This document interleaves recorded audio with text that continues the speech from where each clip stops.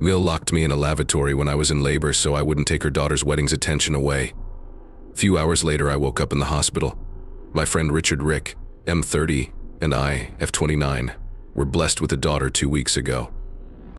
The birth of our first child excites us much. We have been really busy and are still getting used to our new responsibilities as parents.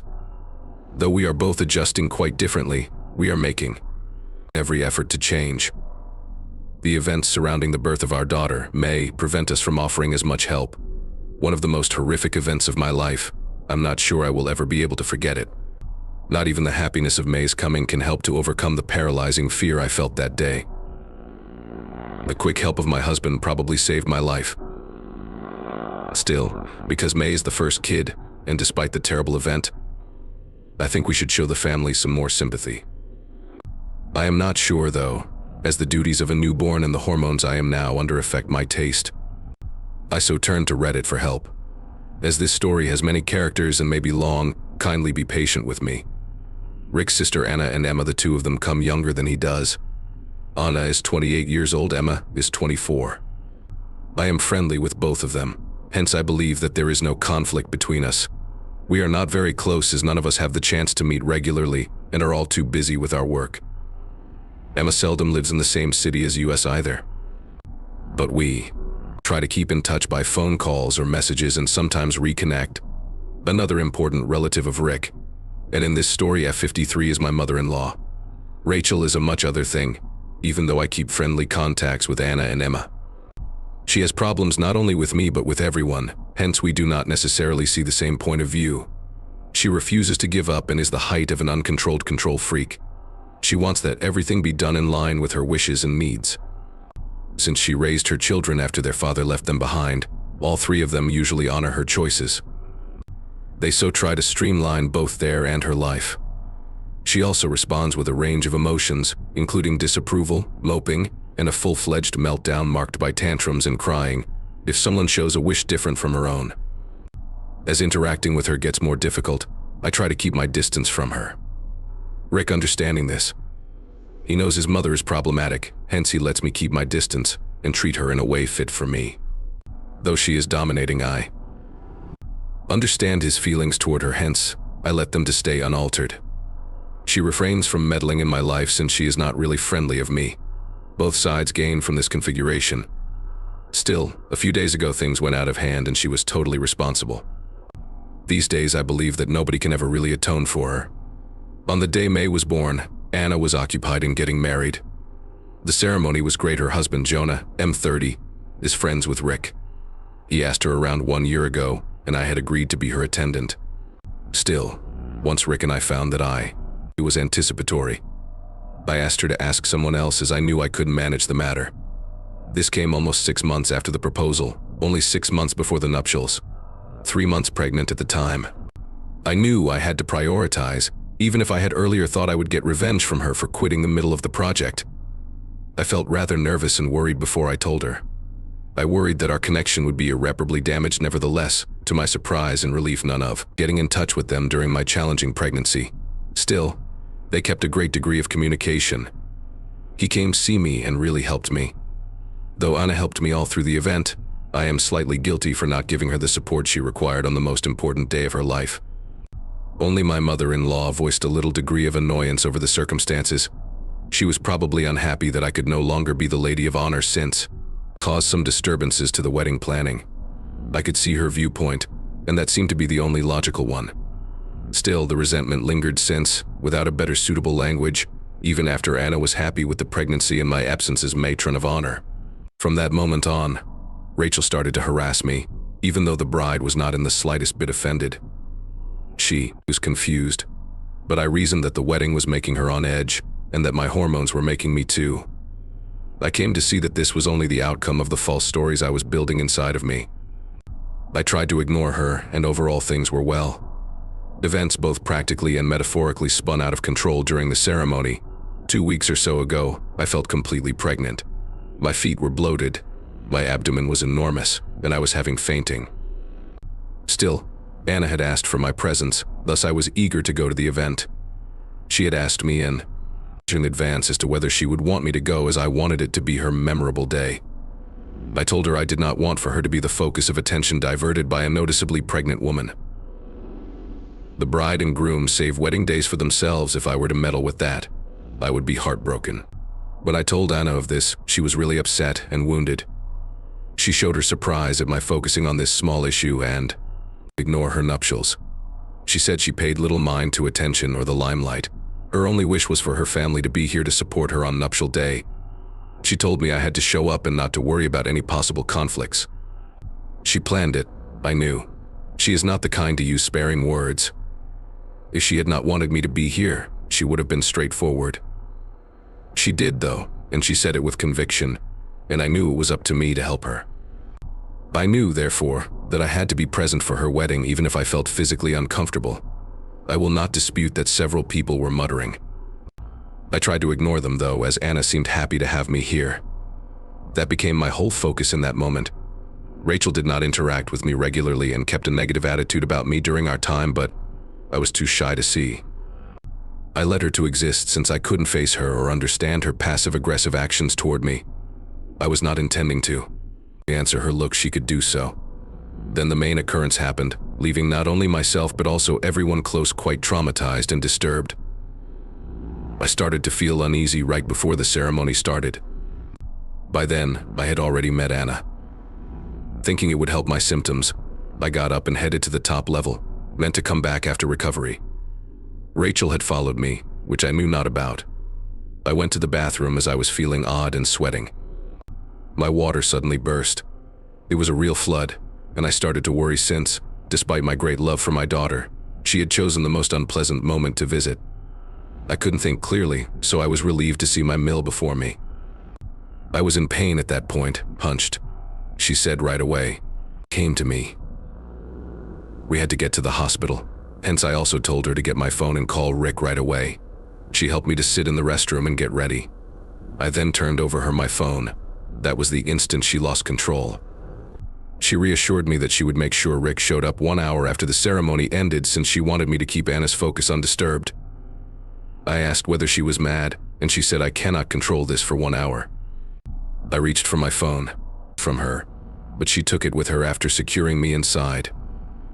Pregnant, I was in a restroom and literally had a child en route, sitting on a loo without a phone or partner.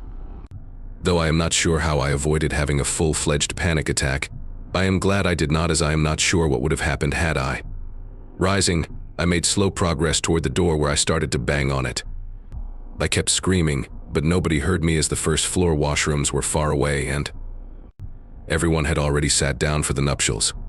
I yelled until my voice faded, but no one answered. That was the instant I really started to feel I would die and bring my baby with me.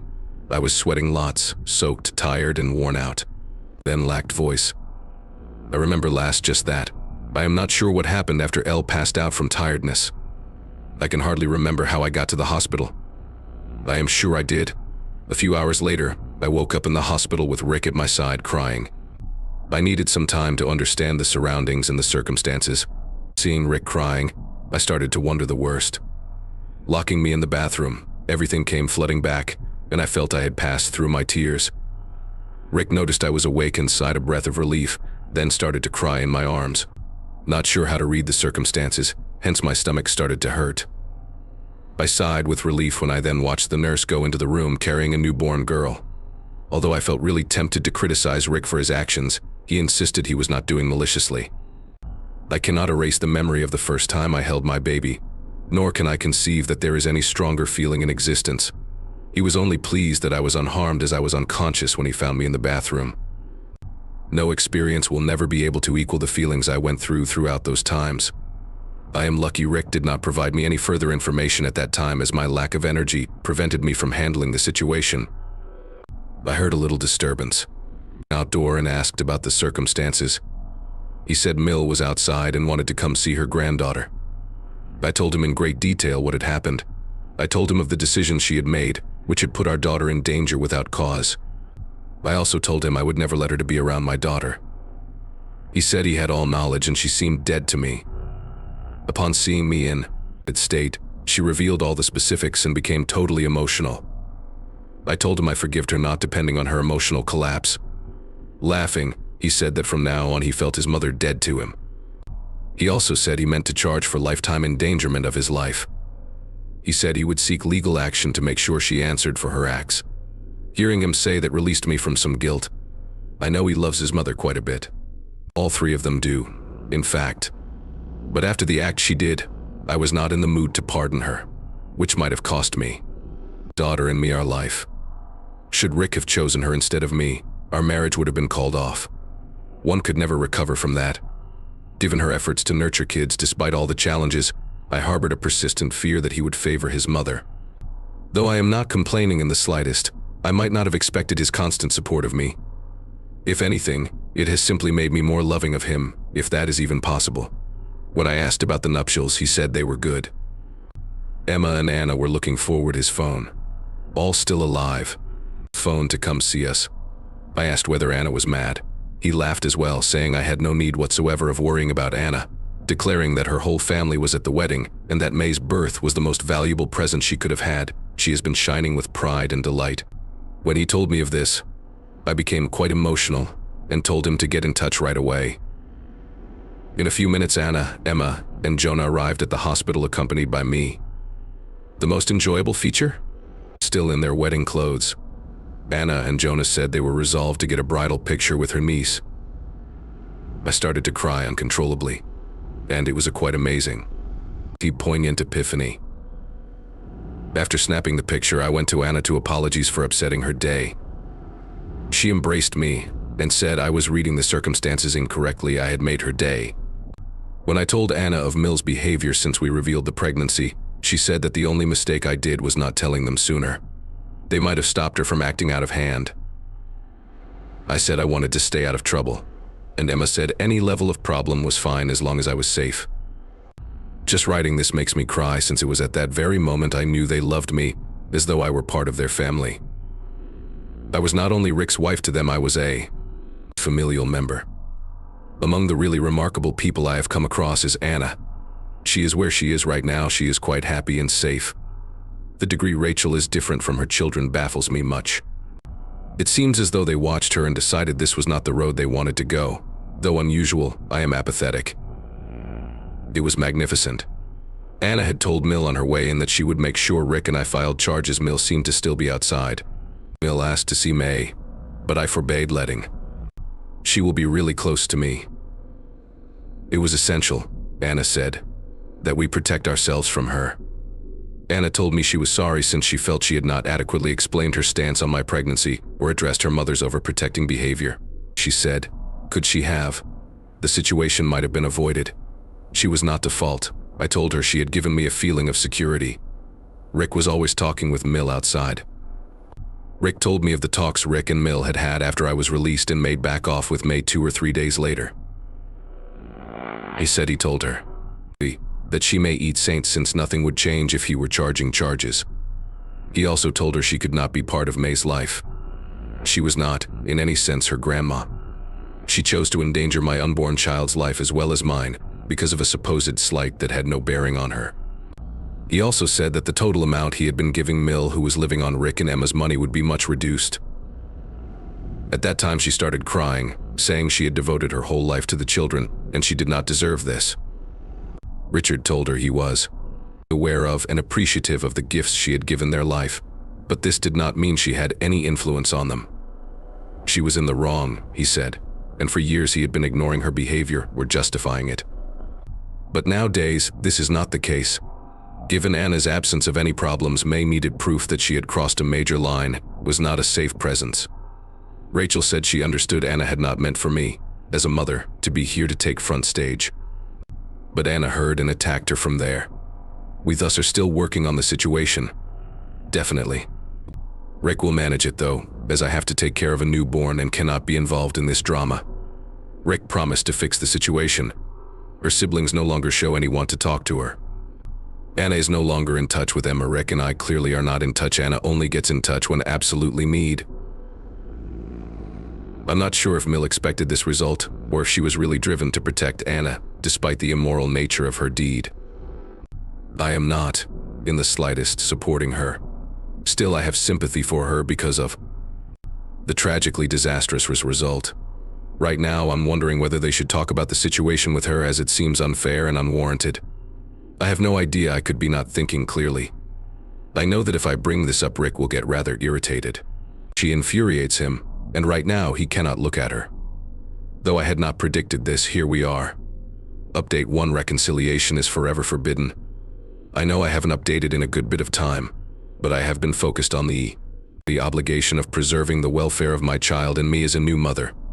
The good news is that May will be 8 weeks old in a few days. We are all really excited. Anna and Jonah have been really nice and have helped Rick and I greatly. Emma has to go back to work, but she answers questions almost daily. May actually brightens everyone's irises. They love her, and her pictures abound in the group discussion. Mil has not been in touch. We are already overworked, thus I convinced Rick against bringing charges, as it would be useless. Though first reluctant, Rick finally agreed, as none of us had the will to pursue any other pursuits. When we told Mil last week, she expressed thanks. I call the woman an issue appeared, as she shown her actual character last week and is rightfully unstable. About 1 a.m., Rick and I woke up from a tremendous pounding on the door last weekend. Thinking it was a break-in, I ran and hid myself with May as Rick tried to open the door. Though I could hear activity, I refrained from leaving the premises out of concern about setting May. Abiel Mill was the person under investigation. Rick said she was acting in a way that defying her sanity. She insisted on seeing May, and we cannot stop her from doing so. Rick said she was trying to push her way in, and he had to threaten her with the cops before she turned back. We told Anna and Emma right away, since everyone needed to know about her illness. Although we were scared, it was useless in the end. The next day she forwarded us a disturbing text. At first she said we were treating her rudely and disgustingly, refusing her access to A, and that we were punishing her for the one infraction of being a mother. There was also more melodramatic absurdity. She said she was in charge of raising 3 children, and that she constantly felt obliged to give one child's demands first priority over another. On May's birthday, she thought this applied as well. She wanted for May not to meddle with Anna's daily activities. She conveniently forgot that May was an embryo, and Anna had said several times she had no problem with the wedding occurring concurrently with the pregnancy. I still understood part here. The next comment she made most bothered me. She worried about her children seeing her as less important with May in their life. She expected Anna's wrath, as women often react in this way. She was not happy, though, at our all-enthusiastic attitude toward the pregnancy and the wedding. She was basically complaining about the fact that every one of us was happy with one another, for one another, and with each other. She wanted for us to be jealous and competitive. She told Anna she wanted her to be disappointed with us when she found the due date was almost the nuptials, and maybe by then May wouldn't be the main focus of everyone's attention. But this did not turn out, and May dominated all we talked about. She said she felt deceived that a baby who had not yet been born had taken on the function of the sibling uniting agent. She kept typing and sending more when I asked Rick to block her. She was crazy, I told him, dangerous for May and all of us. After seeing those messages, I have suffered from constant agony. That a woman over 50 is vying against a 7-week-old baby astounds me. I find this illogical. Moreover, it is pointless, as I have broken off contact with her.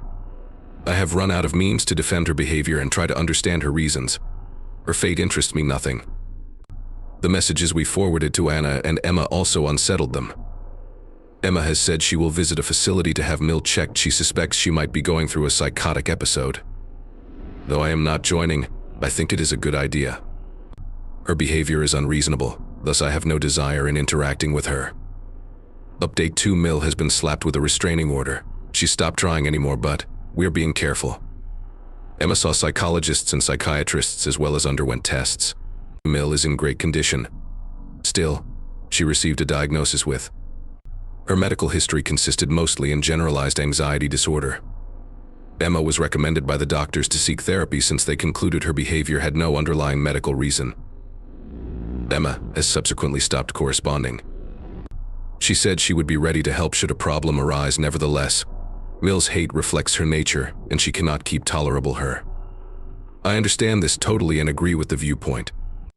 If she had a psychiatric illness in a few months, she might have come under my sympathies and assistance, but we now know this is her actual personality.